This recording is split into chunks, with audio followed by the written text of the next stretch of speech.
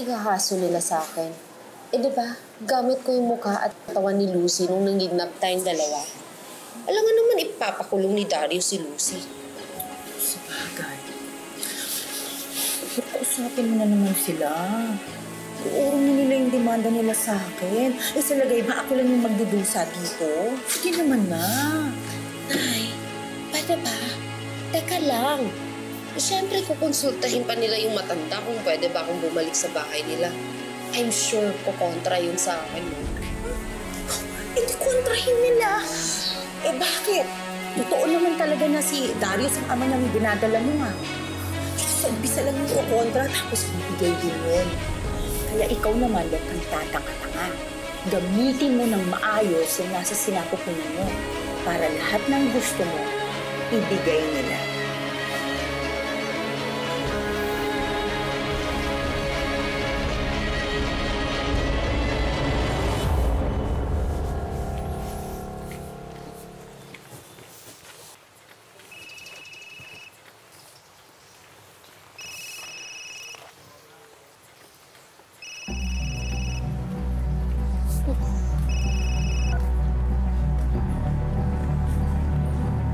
Hello, Lucy.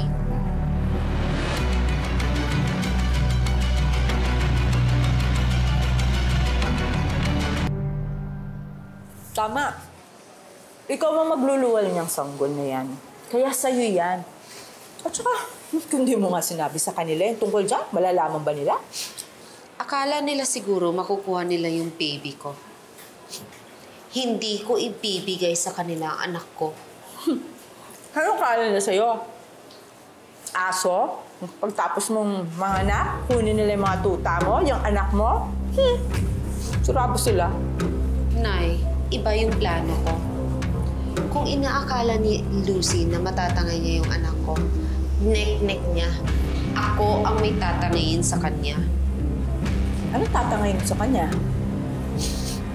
Hindi ano, kundi sino. Tama ba ako nung iniisip?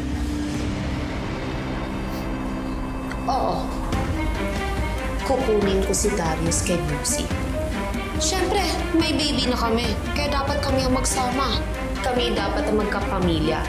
Kami ni Darius, Cheska, at ang baby ko.